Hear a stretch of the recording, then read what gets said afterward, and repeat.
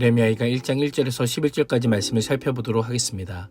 예레미야기가는 주전 586년 여호와의 심판에 의한 바벨론의 침략으로 남유다의 멸망을 눈물로 읊은 5편의 신을 모은 슬픈 노래입니다. 그렇다고 단순히 예루살렘의 비극적인 멸망을 슬퍼하며 참담한 현실을 비탄만 하진 않습니다.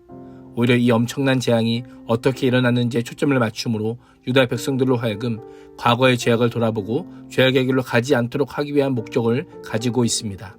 1절에서 4절은 적막한 도시의 슬픔입니다. 슬프다라는 단어는 히브리어 에카로 어떻게라는 의미입니다. 기가 막힐 정도로 비극적인 상황 앞에서 도저히 있을 수 없는 일이라는 놀라움과 슬픔의 감정을 나타낼 때 사용되는 감탄사입니다. 특히 에카라고 하는 단어는 이스라엘 백성들이 장례식의 조문을 낭독할 때 자주 사용되는 표현임을 고려한다면 비탄에 잠긴 시인의 참담한 심정이 어떠한지를 엿볼 수 있습니다. 시인은 텅 빈 도성 예루살렘에 대한 묘사로 시작합니다. 예루살렘 성은 왕도이자 종교적 중심지로서 절기를 지키러 오는 많은 사람들이 활발하게 왕래하며 기쁨과 활력이 넘치는 도시였습니다. 그러나 바벨론의 침공으로 인해 과거의 영광은 찾아볼 수 없고 완전히 버려진 도시가 되어버렸습니다. 한때 이방 모든 나라들 가운데 으뜸이 되어 지배적인 위치에 있던 유다가 이제는 천하고 비참한 신세로 전락한 모습을 과부와 몰락한 왕국의 공주에 빗대어 묘사합니다. 존귀하게 대접받던 공주의 이미지와 강제 노동에 시달리는 노예의 이미지를 대조하여 노래하고 있습니다. 하나님께서 떠나시자 슬픔과 정막만 가득할 뿐 아니라 하나님께서 주신 영어도 사라지고 신분이 역전되었습니다. 예루살렘 성이 여인처럼 밤새도록 서러워서 통곡하니 밤에 눈물이 마를 날이 없습니다. 예전에 이 여인을 사랑하는 남자 가운데 그를 위로해주는 남자도 없고 친구는 모두 그를 배반하여 원수가 되었습니다. 사랑하는 자들과 친구는 이스라엘과 동맹을 맺고 정치적인 외교 관계에서 이득을 추구한 애굽이나 주변 나라를 의미합니다. 한때 친구였으나 예루살렘의 멸망을 보고 함께 슬퍼하거나 울어주며 위로해주는 이 하나 없습니다. 이것은 강제 노역보다 더 절망적이었습니다. 3절은 강제 노동에 시달리고 있는 여성인 몰락한 도시를 유다라고 밝힙니다. 바벨론은 3차에 걸친 공격으로 고통과 고된 노역에 시달리다 사로잡혀 갔었습니다. 열국 가운데 흩어져 살고 있지만 쉴 곳을 찾지 못했습니다. 더군다나 뒤쫓는 모든 자들이 막다른 골목에서 그녀를 덮쳐 잡기까지 합니다. 유다가 아무리 발버둥 쳐도 고통스러운 포로의 신분에서 결코 벗어나지 못합니다. 4절에서 시인은 시온의 도로들이 슬퍼한다고 노래합니다. 폐허가 되어 절개가 되어도 더 이상 예루살렘을 찾는 자들이 없기 때문입니다. 많은 사람들이 드나들고 시장이 형성되어 재판이 진행되던 성문도 황폐해져 적막하기까지 합니다. 성전을 향하는 자들이 없으니 제사를 주관하는 제사장은 성전에서 찬양이 아니라 탄식하고 절기에 춤과 노래를 통해 축제 분위기를 표현하던 시온의 처녀들은 고통을 당합니다. 하나님께서 계시지 않는 풍경이 어떻게 보이십니까? 아름다워 보이십니까? 하나님의 도생인 줄 알았던 시온이 우상에게 삼켜지자 한순간에 무너져 내린 모습은 아름다움이 아닌 수치입니다. 하나님께서 계시지 않은 인생은 아름다움이 아닌 수치와 부끄러움 뿐임을 우리에게 알려주고 있습니다. 5절에서 7절은 조롱거리가 된 시온의 영광입니다. 시인은 누가 시온을 이토록 절망하게 했는지를 말합니다. 시온의 대적들이 그녀의 우두머리가 되고 시온의 많은 죄 때문에 여호와께서 시온을 고통받게 하셨습니다. 시온의 자녀들마저 끌려가 적들 앞에서 포로가 되게 했습니다.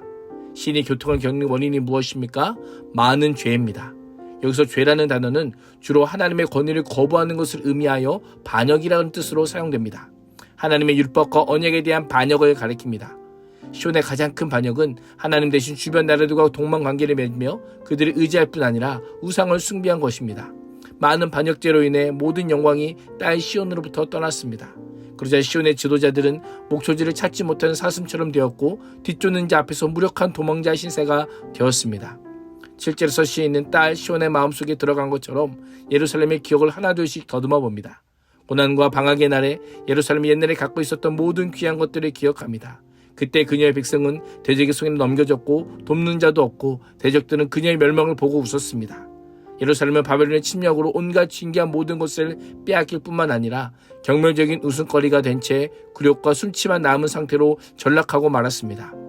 이 모든 일들은 누가 하셨을까요? 시온의 남편 되시는 하나님께서 하신 일이었습니다. 남편에게 징계를 받아 파멸에 이른 예루살렘에게 소망이 있을까요? 시인은 분명히 있음을 암시하며 노래를 부르기 시작합니다. 8절에서 11절은 위로를 받지 못하는 도시를 위한 기도입니다. 시는 예루살렘이 크게 범죄함으로 조속거리가 되었다라고 합니다. 크게 범죄하다라고 하는 표현은 죄의 무게에 대한 심각성을 의미합니다. 그녀를 떠받쳤던 자들이 모두 그녀의 벌거벗음을 보고 경멸하자 그녀 역시 스스로도 탄식하며 뒤돌아섭니다. 예루살렘 자신마저도 조롱거리와 벌거벗음이 수치스러움을 인정하며 자신을 혐오합니다. 더군다나 그녀의 치맛자락에 더러운 것이 묻었어도 자기 앞날을 생각하지 않았습니다. 예루살렘의 신앙적 난잡함과 성폭행 이미지를 혼합하여 견딜 수 없는 수치심과 처절한 안타까움을 표현합니다. 더 큰 슬픔은 그렇게 되어도 그를 위로해주는 사람이 없습니다. 수치심과 외로움으로 처절하게 고립된 예루살렘의 모습을 보게 됩니다. 시인은 극도로 외로운 예루살렘을 위해 기도합니다. 이 세상에 위로하는 자가 아무도 없다는 것을 깨닫자 징계한 남편을 향해 절규하며 기도합니다. 하나님께서는 바벨론을 이스라엘 죄에 대한 심판의 도구로 사용하셨습니다. 그런데 시인은 대적이 손에 펴서 예루살렘의 모든 보물을 빼앗고 민족들이 성에 들어오지 못하도록 명령하신 성소에 들어왔다라고 고발합니다. 시인은 하나님께 공의를 요청합니다. 이렇게까지 하나님의 명예를 유린하는 이방인들을 너무 오래 두고만 보지 마시도록 간구합니다. 유다 백성들 향해 공의를 행하셨듯이 이방 나라들에게도 공의를 행하시도록 요청합니다. 시인의 모습이 어떻게 보이십니까? 무너지기 전에 돌이킬 수 있었다면 가장 좋겠지만 무너지고 나서야 탄식하며 간구하는 어리석은 모습을 보게 됩니다. 그러나 이 어리석음은 어리석음이라 쓰고 지혜라 읽을 수 있어야 합니다. 왜 그럴까요? 죄인의 희망은 오직 하나님께만 있기 때문입니다. 죄인의 회복은 오직 하나님으로부터만 시작되기 때문입니다. 우리 인생 가운데 모든 것이 무너진 총체적인 위기 가운데 있을지라도 절박한 여인의 심정으로 남편 대신 하나님께 간절히 아뢰므로 애통하는 자에게 복이 있다 말씀하시는 은혜를 누릴 수 있기를 축복합니다. 기도하겠습니다. 하나님, 죄악의 자리에 울부짖는 탄식과 간구를 통해 애통하는 자가 복이 있다 말씀하시는 놀라운 은혜를 경험하게 하여 주옵소서. 예수님의 이름으로 기도합니다. 아멘.